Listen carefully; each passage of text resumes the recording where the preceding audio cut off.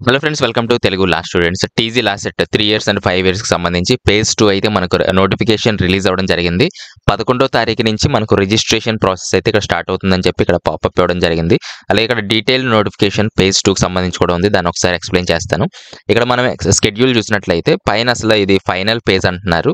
అంటే second and final. తర్వాత spot admissions అనేది ఉంటది. అలాగే షెడ్యూల్ ఒకసారి మనం చూసినట్లయితే 11 నుంచి 13వ తారీఖు వరకు మనకు ఆన్‌లైన్ రిజిస్ట్రేషన్ కమ్ వెరిఫికేషన్ ఉంది. అంటే ఎవరైతే ఫేజ్ 1లో రిజిస్ట్రేషన్ చేసుకోలేదో, అంటే సర్టిఫికేట్స్ అప్‌లోడ్ గాని, పేమెంట్ గాని ఏవైతే చేసుకోలేదో వాళ్ళు 11 నుంచి 13 వరకు, అంటే టోటల్‌గా మిస్ అయిన వాళ్ళు, ఫేజ్ 1 మిస్ అయిన వాళ్ళు ఇక్కడ స్టార్టింగ్ నుంచి కూడా ఇవన్నీ కూడా ఫాలో అవ్వాల్సి ఉంటుంది. కాబట్టి రిజిస్ట్రేషన్ చేసుకునే వారు రిజిస్ట్రేషన్ చేసుకోండి. తర్వాత 14వ తారీఖు ఎవరికైతే రిజిస్ట్రేషన్ సక్సెస్ అయిందో వాళ్ళ యొక్క లిస్ట్ ఉంటుంది. అలాగే ఏదైనా కరెక్షన్స్ ఉన్నట్లయితే 14వ తారీఖు ఈమెయిల్ సర్వీస్ ద్వారా, అంటే వెబ్‌సైట్‌లోనే మనకు ఈమెయిల్ సర్వీస్ అని ఇక్కడ ఇవ్వడం జరిగింది. దీన్ని క్లిక్ చేసి మీ డీటెయిల్స్‌తో లాగిన్ అయ్యి అక్కడ రిక్వెస్ట్ ఇవన్నీ ఒకసారి వీడియో చేయడం అయితే జరిగింది. అది డిస్క్రిప్షన్‌లో ఇస్తాను, అది ఒకసారి చూడండి. సో ఈ విధంగా ఈమెయిల్ సర్వీస్‌లో మీరు ఏదైనా సర్టిఫికేట్ అప్‌లోడ్ చేయడం గాని, చేంజెస్ గాని ఇక్కడే చేసుకోవచ్చండి మీరు. ఎవరైనా సరే ఫేజ్ 1లో కొన్ని సర్టిఫికేట్స్ మిస్ అయ్యి ఈ పేజ్‌లో యాడ్ చేయాలనుకున్నా సరే ఈమెయిల్ సర్వీస్ అయితే మీరు ఉపయోగించుకోండి. తర్వాత 15, 16 తారీఖుల్లో ఎక్సర్సైజింగ్ వెబ్ ఆప్షన్స్, అంటే కాలేజెస్ సెలక్షన్ చేసుకోవడానికి అవకాశాన్ని ఇచ్చారు. ఎవరైతే ఫేజ్ 1లో రిజిస్ట్రేషన్ కంప్లీట్ చేసుకొని వెబ్ ఆప్షన్స్ పెట్టుకోవడం మర్చిపోయి ఉన్నారో వాళ్ళు డైరెక్ట్‌గా వెబ్ ఆప్షన్స్ పెట్టుకోవచ్చు. ఎప్పుడు అంటే 15, 16 తారీఖుల్లో. మళ్ళీ పేమెంట్ చేయాల్సిన అవసరం లేదు. ఫేజ్ 1లో పేమెంట్ చేస్తే ఇప్పుడు చేయాల్సిన అవసరం లేదు. అలాగే ఫేజ్ 1లో ఎవరికైతే సీట్ రాలేదో వాళ్ళు కూడా ఫేజ్ 2 డైరెక్ట్‌గా 15, 16 తారీఖుల్లో అయితే మీరు పార్టిసిపేట్ చేయొచ్చు. మిగిలిన రిజిస్ట్రేషన్ ప్రాసెస్ ఏమీ చేయాల్సిన అవసరం లేదు. 17వ తారీఖు మళ్ళీ ఎడిట్ ఆఫ్ వెబ్ ఆప్షన్స్ ఇచ్చాడు, అది కూడా మీరు చేసుకోవచ్చు. 22వ తారీఖు రిజల్ట్ రావడం జరుగుతుంది. 23 నుంచి 27వ తారీఖు వరకు అయితే మనం కాలేజెస్‌లో రిపోర్ట్ చేయాల్సి ఉంటుంది.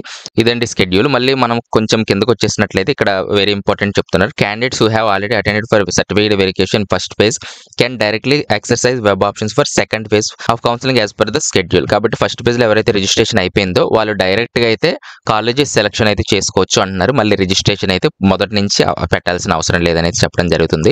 అలాగే ఫీ వచ్చేసి ఎవరైతే రిజిస్ట్రేషన్ చేసుకోలేదో వాళ్ళకి 800, అలాగే ఎస్ఎస్టీ కేటగిరీ 500 రూపీస్‌గా ఉంది.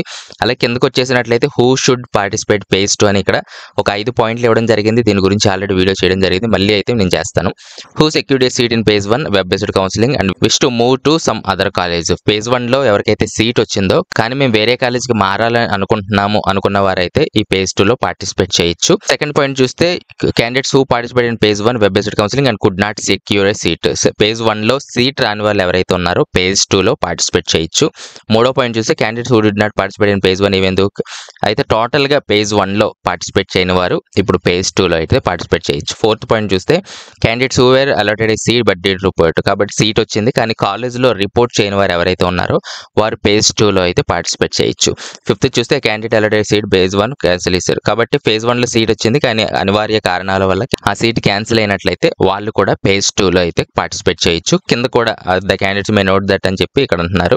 ఫేజ్ 1లో ఆల్రెడీ మీరు కొన్ని కాలేజెస్ సెలెక్షన్ చేసుకున్నారు కానీ ఇప్పుడు అవే కాలేజెస్ ఇక్కడ కూడా ఆల్రెడీ సెలెక్ట్ అయి ఉంటాయి అని అనుకోవద్దు. మళ్ళీ ఫ్రెష్‌గా అయితే మీరు కాలేజెస్ సెలెక్షన్ అయితే చేసుకోవాలి అని అయితే ఇక్కడ 1, 2 పాయింట్‌లో వాళ్ళు చెప్పడం జరుగుతుంది. అలాగే మూడో పాయింట్ చూస్తే మీకు ఫేజ్ 1లో వచ్చిన కాలేజ్ ఓకే అనుకున్నట్లయితే సెకండ్ ఫేజ్‌కి రావాల్సిన అవసరం లేదు, అక్కడే కంటిన్యూ అవ్వండి అనేది చెప్పడం జరుగుతుంది. అలాగే ఫోర్త్ పాయింట్‌లో మనం చూస్తే చాలా మంది వేరే కాలేజెస్‌కి మూవ్ అవ్వాలనుకుంటారు కానీ అక్కడ అలాటెడ్ లిస్ట్ చూసినట్లయితే అన్ని సీట్స్ ఫిల్ అయిపోయి ఉన్నాయి. ఇంకా కాలేజ్‌లో నేను పెట్టుకోవడం కుదరదేమో అని అనుకోవద్దు. అక్కడ స్లైడింగ్స్ వల్ల, అంటే ఆ కాలేజ్ వాళ్ళు వేరే కాలేజ్‌కి మూవ్ అవ్వచ్చు, వేరే కాలేజ్ వాళ్ళు ఆ కాలేజ్‌కి మూవ్ అవ్వచ్చు.